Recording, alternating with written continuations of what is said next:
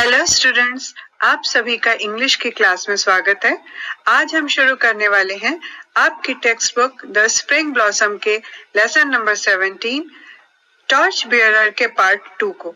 इसमें हम डिस्कस करेंगे कुछ क्वेश्चन आंसर्स को और कुछ ग्रामर की एक्सरसाइजेस को।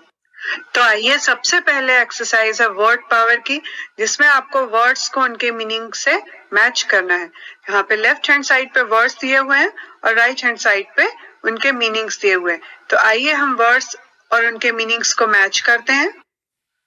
तो सबसे पहला वर्ड है टॉयल। टॉयल यानी होता है कड़ी मेहनत या hard labour. Second is hay. Hay means dried grass या जिसे हम भूसा भी कहते हैं। थर्ड इज रिलक्टेंट, जिसका अर्थ होता है अनविलिंग या अनिच्छा पूर्वक। फोर्थ इज पाइल, इसका अर्थ होता है हीप या ढेर। Fifth one is wisdom. Wisdom का अर्थ होता है the ability to make sensible decision, मतलब कि आपकी सही निर्णय लेने की क्षमता। अब स्टूडेंट्स, ये एक एक्सरसाइज है आपके लिए।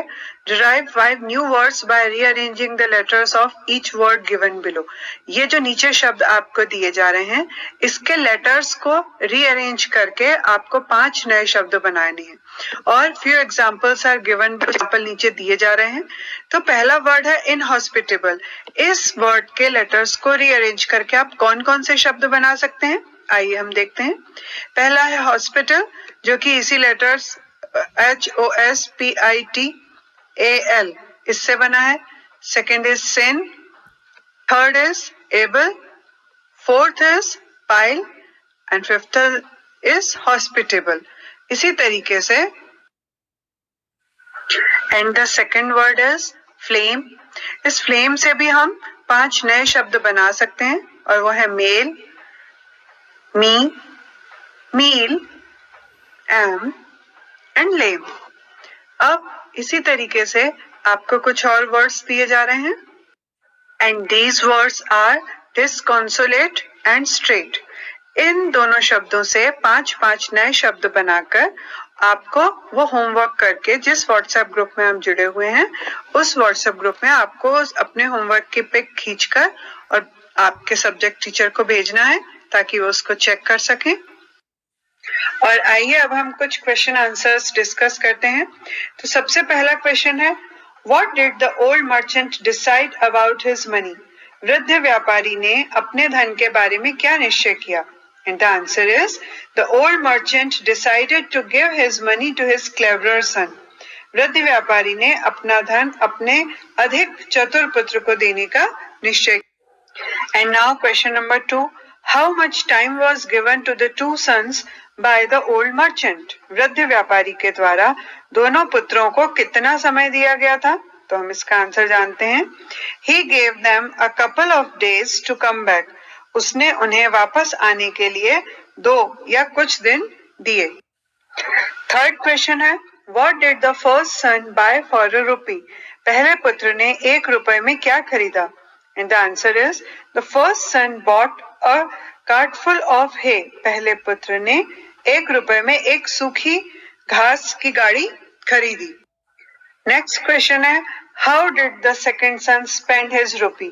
दूसरे पुत्र ने अपना रुपया किस प्रकार खर्च किया। And the answer is the second son spent his rupee to buy candles. दूसरे पुत्र ने अपना रुपया मोमबत्तियां खरीदने में खर्च किया था। नेक्स्ट क्वेश्चन है, what should we do if we love our country. यदि हम अपने देश को प्यार करते हैं तो हमें क्या करना चाहिए। And the answer is if we love our country we should try to become good citizens. यदि हम अपने देश को प्यार करते हैं तो हमें अच्छे नागरिक बनने का प्रयत्न करना चाहिए। We should serve our country. हमें अपने देश की सेवा करनी चाहिए।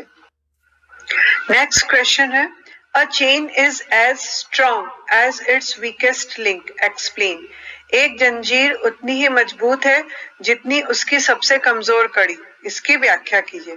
And the answer is each link of the chain is as important as the whole chain itself. Chain की प्रत्येक कड़ी उतनी ही महत्वपूर्ण है जितनी महत्वपूर्ण पूरी की पूरी chain. Every citizen is a link of the chain of the whole country. प्रत्येक नागरिक समस्त देश रूपी चेन की एक कड़ी है। If we are weak and poor citizens, then our country will suffer. यदि हम कमजोर और निकृष्ट नागरिक हैं, तो यह हमारे देश के लिए घातक है. और आइए अब हम कुछ एडिशनल ऑब्जेक्टिव टाइप क्वेश्चंस देखते हैं जो आपकी परीक्षा की दृष्टि से महत्वपूर्ण है. इसमें है चूज द करेक्ट ऑप्शन, सही विकल्प का चुनाव करो. तो फर्स्ट क्वेश्चन है the old merchant made a lot of money by. वृद्ध व्यापारी ने बहुत सारा धन कैसे कमाया था? फर्स्ट है डिसीविंग अदर्स, दूसरों को धोखा देकर, या बी है चीटिंग कस्टमर्स, अपने ग्राहकों को धोखा देकर, या सी है बेफूलिंग पीपल, लोगों को मूर्ख बना के, और चौथा है हार्ड वर्क, कड़ी मेहनत करके. And you know the answer, इसका आंसर है हार्ड वर्क, मतलब कड़ी मेहनत करके. Second one, the merchant had two sons.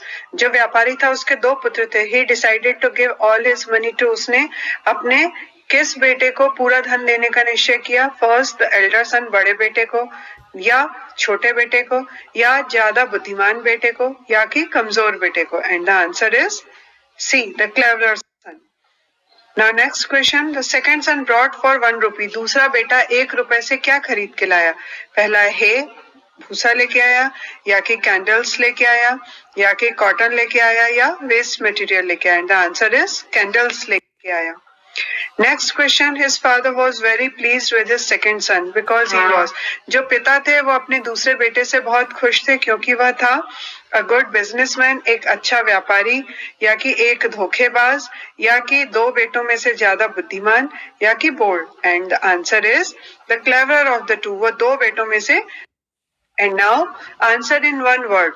जो प्रश्न आपसे पूछा जा रहा है उसका उत्तर सिर्फ एक शब्द में देना है. पहला, what did the second son fill his house with. दूसरे बेटे ने अपने घर को किस चीज से भर दिया था? And the answer is light. Second question, what did the first son buy for 1 rupee. पहले बेटे ने 1 रुपए से क्या खरीदा? And the answer is hay, उसने भूसा खरीदा. Third, what was the name of Guru Nanak's disciple. Guru Nanak Dev का जो शिष्य था उनका क्या नाम था? And the answer is Mardana. And fourth and last question, which village did Guru Nanak got good treatment. कौन से वाले गांव में गुरु नानक देव को अच्छा व्यवहार मिला? And the answer is second one, दूसरे. And now we are going to start a very important topic from your English, and that is punctuation. Punctuation क्या होता है? Punctuation is a system of signs or symbols given to a reader to show how a sentence is constructed and how it should be read. Punctuation किसी भी पाठक को उन प्रतीकों की सहायता से ये बताता है कि किसी भी वाक्य को किस तरह से लिखा जाना चाहिए और किस तरह से उसे पढ़ा जाना चाहिए. They are complete statement. और पंक्चुएटेड जो सेंटेंसेस रहते हैं वो अपने आप में संपूर्ण स्टेटमेंट होते हैं, पूरी बात होती है. Punctuation shows how the sentence should be read and makes the meaning clear. Punctuation ही ये बताता है कि किसी भी वाक्य को किस तरह से पढ़ा जाना चाहिए और उसके अर्थ को पूर्णतया स्पष्ट करता है. और अब हम देखते हैं पंक्चुएशन मार्क्स जिनकी सहायता से पंक्चुएशन किया जाता है. तो उसमें सबसे पहला है फुल स्टॉप या पीरियड. ये इसका प्रयोग करते हैं first to mark the end of a declarative और एन इंपेरेटिव सेंटेंस. किसी भी वर्णनात्मक या आदेशात्मक वाक्य का संपूर्ण होने की सूचना देने के लिए. जैसे कि ये एक सेंटेंस है, this is the best way to reach Bhind. इस सेंटेंस में ये एक वर्णनात्मक वाक्य है और इस सेंटेंस के अंत में हमने फुल स्टॉप लगाया जो ये बताता है कि अब ये वाक्य पूरा हो गया है. फिर दूसरा to mark abbreviations and initials, जो शॉर्ट फॉर्म होते हैं, संक्षिप्त रूप होते हैं विभिन्न शब्दों के, और शुरुआती शब्द इनिशियल होते हैं उनके आगे. जैसे कि MA जो कि मास्टर ऑफ आर्ट्स का एब्रिविएशन है, MP जो कि मध्य प्रदेश का एब्रिविएशन है. लेकिन एक चीज ध्यान रखने वाली है, in current English Mr and Mrs occur without a full stop as these have come to be regarded as a full spellings. Mr और मिसेस के आगे आजकल फुल स्टॉप नहीं लगाया जाता है क्योंकि इसे अपने आप में पूरी स्पेलिंग माना जाता है, बल्कि एब्रिविएशन नहीं माना जाता. दूसरे नंबर पे आता है comma. So the comma represents the shortest pause and is used to separate a series of words in the same construction. Comma का प्रयोग छोटे से रुकाव के लिए या छोटे से ठहराव के लिए किया जाता है और इसका उपयोग हम ज्यादातर करते हैं जब एक ही तरह के कई शब्दों की एक सीरीज होती है, जो बहुत सारे शब्द होते हैं, उनके बीच में एक दूसरे से अलग करने के लिए कॉमा का प्रयोग करते हैं। लेकिन इसमें हम एक बात याद रखते हैं कि जो आखिरी के दो शब्द रहते हैं उनके बीच में हम कॉमा का प्रयोग न करके एंड का प्रयोग करते हैं, और जहां एंड का प्रयोग करते हैं वहां उसके साथ कॉमा का प्रयोग नहीं किया जाता। इसका example, high and low, rich and poor, wise and foolish, must all die. तो यहाँ पे हमने हाई एंड लो के बाद सेम सीरीज है, रिच एंड पुअर, तो उसके बीच में हमने कॉमा लगाया है। उसी के बाद एक और है वाइज एंड फुलिश। तो ये जो तीन सेट हैं ये सभी ऑपोजिट वर्ड्स के हैं, इसलिए इनके बीच में कॉमा लगा हुआ है। सेकेंड है, she wrote many articles, poems and essays. तो इसमें हम देख सकते हैं कि आर्टिकल्स और पोएम्स के बीच में कॉमा लगा हुआ है, लेकिन आखिरी के जो दो शब्द हैं, मतलब कि पोएम्स एंड एसेज, उसके बीच में हमने एंड लिखा हुआ है और कॉमा का प्रयोग नहीं किया है। और अब बारी है note of exclamation की। तो the note of exclamation is used after interjection and after phrases and sentences expressing sudden emotion or wish। तो exclamation mark का प्रयोग interjections के बाद किया जाता है या फिर ऐसे phrases और sentences के बाद किया जाता है जो कि आपकी अचानक मन में उमड़ी हुई भावनाओं को या wishes को व्यक्त करते हैं। इसका एग्जाम्पल है, ओ डियर, ये एक फ्रेज है जो कि व्यक्त करती है आश्चर्य को। What a terrible fire this is, ये डर को व्यक्त करती है। लॉन्ग लिव द किंग, ये एक प्रे है। और लास्ट के जो टू है, वाओ एंड अलास, ये इंटरजेक्शंस है। तो वाओ शो करता है जॉय को, खुशी को, और अलास शो करता है सौरो को या दुख को। Now it's turn of inverted commas. Inverted commas are used to enclose the exact words of a speaker or a quotation. Inverted commas का प्रयोग किया जाता है किसी वक्ता के द्वारा कहे गए शब्दों को हम जब जैसा का तैसा लिखते हैं तो हम इन्वर्टेड कॉमा के अंदर लिखते हैं, या तो फिर कोई अगर कोटेशन होता है तो उसे भी हम इन्वर्टेड कॉमा के अंदर लिखते हैं। लेकिन तब हमें ये याद रखना है कि जब भी हम किसी स्पीकर के वर्ड्स को या कोटेशन को लिखते हैं तो उसको एज इट इज बिल्कुल वर्ड टू वर्ड वैसा का वैसा ही लिखते हैं। इसका उदाहरण है, द टीचर सेड, टीचर ने कहा, the sun rises in the east, सूर्य पूर्व दिशा में उगता है। तो ये जो टीचर के शब्द हैं उनको हमने इन्वर्टेड कॉमास के अंदर लिखा है। Second, Rahul said I live in America, इसमें भी राहुल वक्ता है जिसके शब्दों को हमने as it is inverted commas के अंदर लिखा है। और अब आ रही है द नोट ऑफ इंट्रोगेशन की। तो नोट ऑफ इंट्रोगेशन या जिसे हम क्वेश्चन मार्क भी कहते हैं is use instead of the full stop. Full stop की जगह इसका प्रयोग किया जाता है आफ्टर अ डायरेक्ट क्वेश्चन, किसी सीधे प्रश्न के बाद, या इन्हीं को हम बोलते हैं इंट्रोगेटिव सेंटेंसेस। तो इसके एग्जांपल है, have you written your exercise, क्या तुमने अपनी एक्सरसाइज लिख ली है। इसके आगे, क्योंकि ये सीधा प्रश्न है, डायरेक्ट क्वेश्चन है, इसलिए हमने इसके बाद में क्वेश्चन मार्क लगाया है या नोट ऑफ इंट्रोगेशन लगाया है। Second is how many questions do you have, तुम्हारे पास कितने प्रश्न हैं। इसके आगे, ये भी क्योंकि एक डायरेक्ट क्वेश्चन है इसलिए हमने इसके एंड में भी एक फुल स्टॉप की जगह क्वेश्चन मार्क का प्रयोग किया है। And now we are going to see the capital letters. So capital letters are useful signals for a reader. किसी भी पाठक के लिए capital letters बहुत important sign होते हैं, वो बहुत सारी चीजें बताते हैं। आइए देखते हैं English capitalization rules, कौन कौन से नियम है जिनका उपयोग किया जाता है capital letters के लिए। First, capitalize the first word of a sentence. किसी भी वाक्य का जो पहला शब्द है उसे कैपिटल लिखा जाता है। For example, the cat is sleeping, इसमें द का टी कैपिटल लिखा है। Second is where is your home, इसमें भी एक इंट्रोगेटिव सेंटेंस है जिसमें वेयर का डब्ल्यू भी कैपिटल लिखा गया है। इसका सेकेंड रूल है capitalize names and other proper nouns. नाम और जो प्रॉपर नाउन होते हैं उन्हें भी हम उनका पहला शब्द कैपिटल लिखा जाता है। Names of cities, countries, religions and political parties are also proper noun. तो proper noun कौन कौन से होते हैं? शहरों के नाम, देशों के नाम, प्रदेशों के नाम, धर्मों के नाम, और जो विभिन्न राजनीतिक पार्टियां होती हैं उनके नाम भी proper noun होते हैं। तो इनका जो पहला अक्षर है वो कैपिटल लिखा जाता है। For example, my favourite author is Jane Austen, तो इसमें माई का एम कैपिटल है क्योंकि वो सेंटेंस का फर्स्ट लेटर है। फिर जेन ऑस्टिन जो है वो किसी का नाम है, एक लेखिका का नाम है, तो जेन का जे और ऑस्टिन का ए कैपिटल है। Second is John and Harry met at Reema's house, John का जे और हैरी का एच कैपिटल है क्योंकि ये दोनों प्रॉपर नाउन है, और साथ ही साथ रीमा का आर भी कैपिटल है क्योंकि ये भी एक प्रॉपर नाउन है। Third is have you met my dog Mac, तो इसमें हैव का एच कैपिटल है क्योंकि वो सेंटेंस की बिगनिंग है, और मैक जो है वो प्रॉपर नाउन है तो इसलिए एम मैक का एम भी कैपिटल लिखा हुआ है। And now the third rule is capitalize the first word of a quote. किसी भी quote के या किसी के कहे हुए शब्दों को जब हम वैसा का वैसा लिखते हैं तो उसका भी जो फर्स्ट वर्ड का फर्स्ट लेटर है उसे हम कैपिटलाइज करते हैं. और इसमें ध्यान रखना है when the quote is a complete sentence. जो quote है वो एक पूरा वाक्य होना चाहिए. यदि वह किसी वाक्य का आधा हिस्सा है तो अब हम उसे कैपिटल नहीं लिखते हैं. इन्हें हम डायरेक्ट स्पीच भी कहते हैं. इसका एग्जाम्पल है Megha asked what's everyone doing this weekend. तो इसमें मेघा के कहे हुए शब्दों को हमने वैसा का वैसा लिखा है, इसलिए उसको हमने इन्वर्टेड कॉमा के अंदर लिखा है और उसका जो पहला लेटर है उसे हमने कैपिटल लिखा है. Second, Ravi answered my sister and I are going to the park. तो इसमें रवि के कहे हुए शब्दों को हमने इन्वर्टेड कॉमा के अंदर लिखा है और उसका जो फर्स्ट लेटर है एम माई का एम उसे भी हमने कैपिटल लिखा है. The fourth rule of capitalization says days, months and holidays but not seasons. दिनों के नाम, महीनों के नाम और छुट्टियों के नाम, लेकिन मौसम के नाम को कैपिटल नहीं लिखा जाता. इसका एग्जाम्पल है आई हेट मंडेज. मंडे का एम कैपिटल है. Ohms birthday is in July.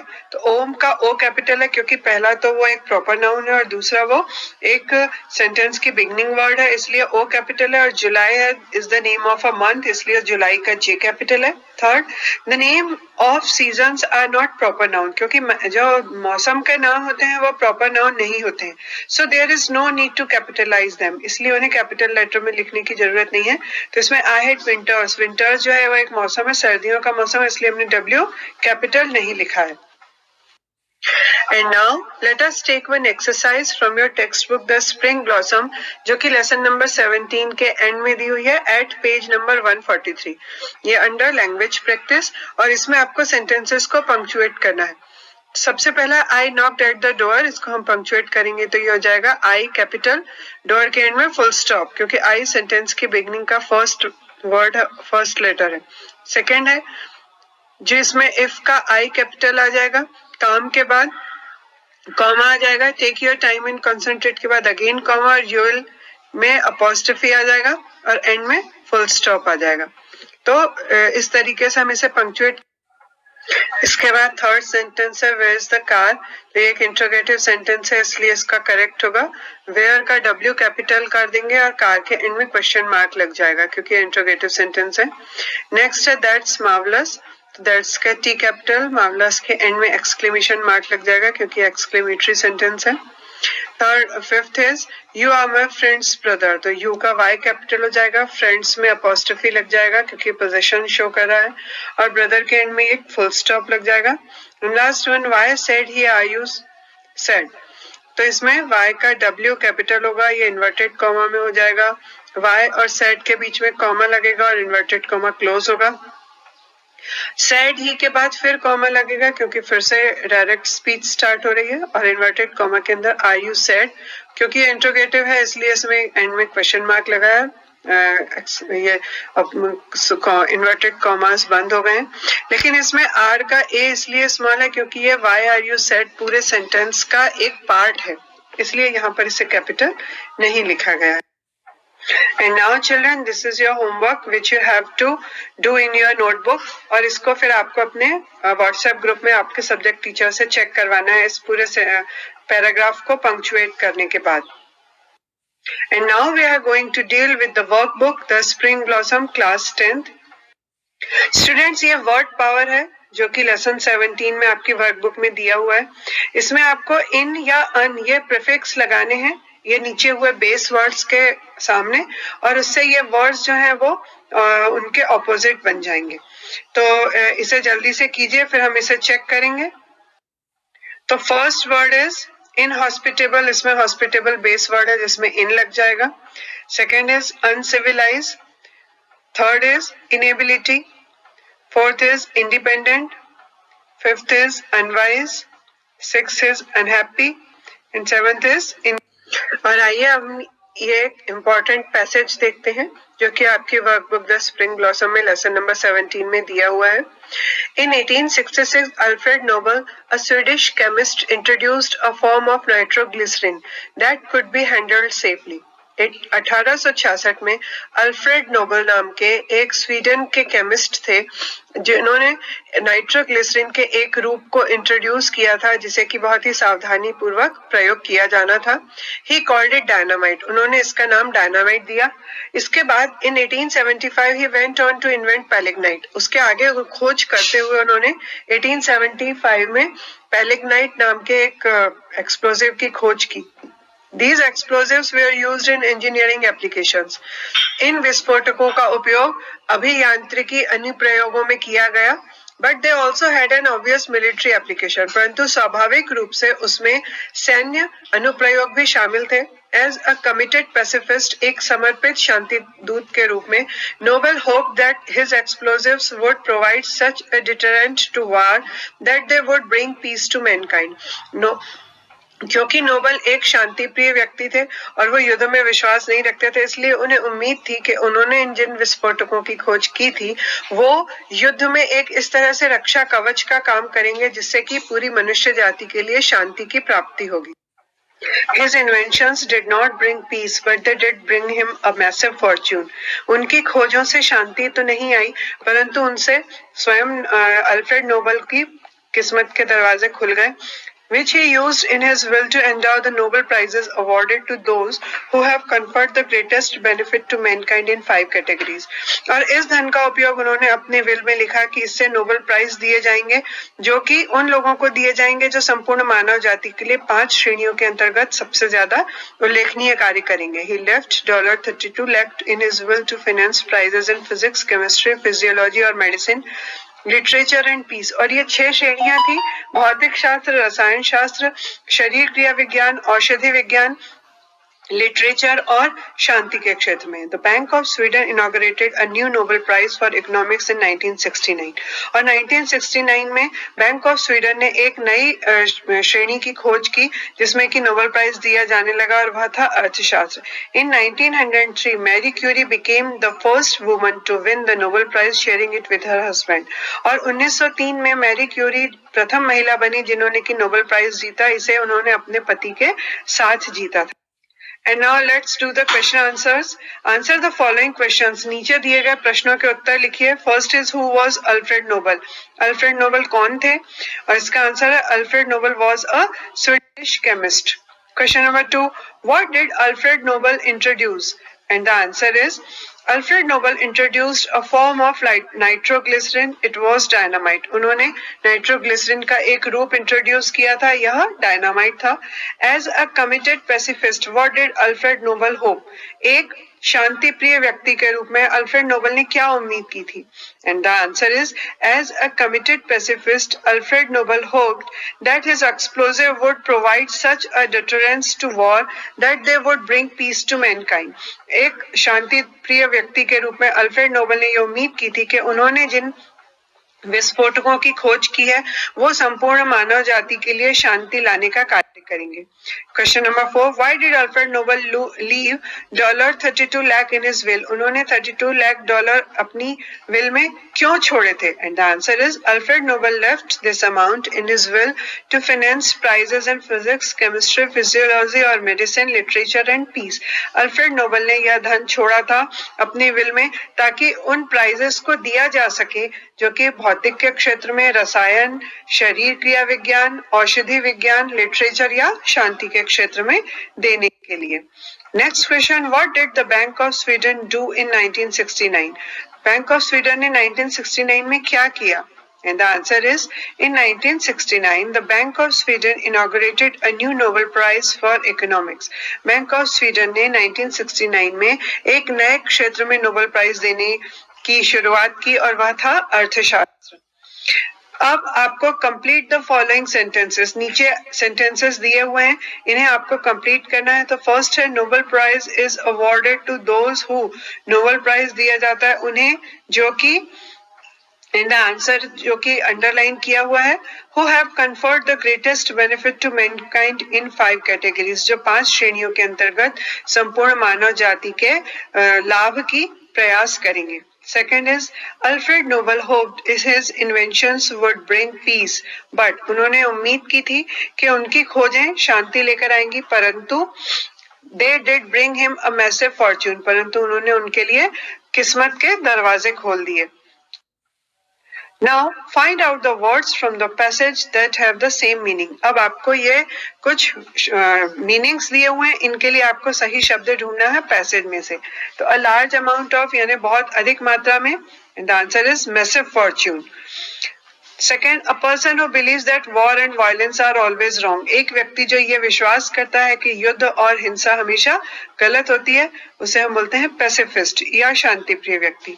Easily able to explode, जो बड़ी आसानी से जो विस्फोट होता है वह क्या होता है? एक्सप्लोसिव, उसे हम विस्फोटक कहते हैं. फिर a citizen of Sweden, Sweden देश के नागरिक को हम कहते हैं स्वेड. Next is